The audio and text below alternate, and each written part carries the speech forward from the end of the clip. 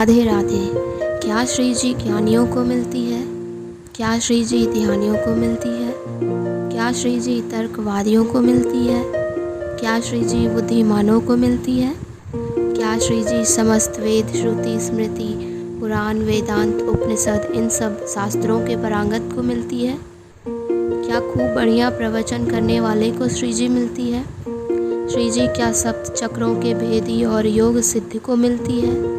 इन सब का जवाब है नहीं। यदि इस प्रकार सब बुद्धिमानों को मिलती तो भाई जी श्री हनुमान प्रसाद पोद्दार जी कभी इस पद की रचना नहीं करते।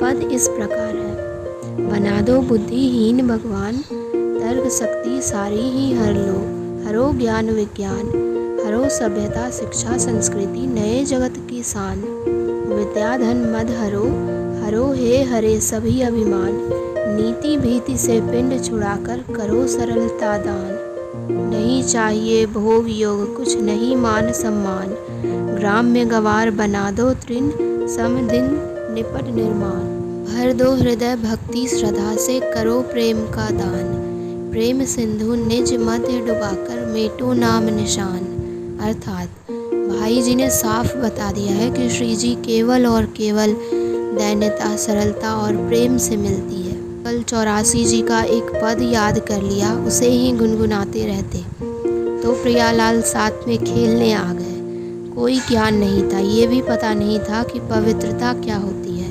भजन क्या होता है, साधन क्या होता है, भक्ति क्या होती है, जितेंद्रियता क्या होती है। कुछ नहीं, इनकी बस एक मांग है, अनन्यता। बाकी इन्हें कुछ नहीं चाहिए। घोर कामी विषय को भी अपना लेते हैं बिना कुछ सोचे समझे। हमारी श्री जी का एक गुण है, ये कुछ सोचती नहीं है कि जिसे हम अपने आप को देने जा रहे हैं, क्या उसमें वो सारे गुण हैं जो एक सच्चे भक्त में होते हैं। एक भोंदू का चरित्र आता है, नाम तो कुछ और था, परंतु सरल स्वभाव के कारण सब भोंदू कहते थे। भोंदू से किसी ने कहा कि जहाँ भांडीर वन में तुम गाय चराने जाते हो, वहीं एक श्याम नाम का ग्वाला भी गैया चराता है, उससे मिलना कभी। इतना तो ज्ञान नहीं था कि उन्हें वो भगवान है, इतनी आसानी से नहीं मिलते। बस मन में बात बैठ गई और दृढ़ निश्चय कर लिया कि अब तो श्याम सुंदर से मिलूँगा और मित्रता कर लूँगा। इधर श्याम सुंदर भी भोंदू की सरलता पर रीझ गए। श्याम सुंदर के भी मन में झटपटी लग गई भोंदू के साथ खेलने की।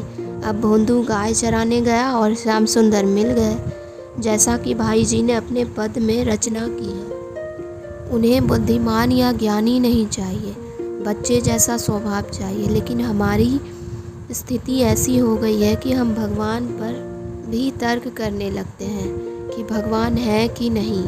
इस विषय पर आज शास्त्रार्थ होता है। हमें भी श्री जी से प्रार्थना करनी चाहिए जैसे इन महापुरुषों ने किया। श्री राधे।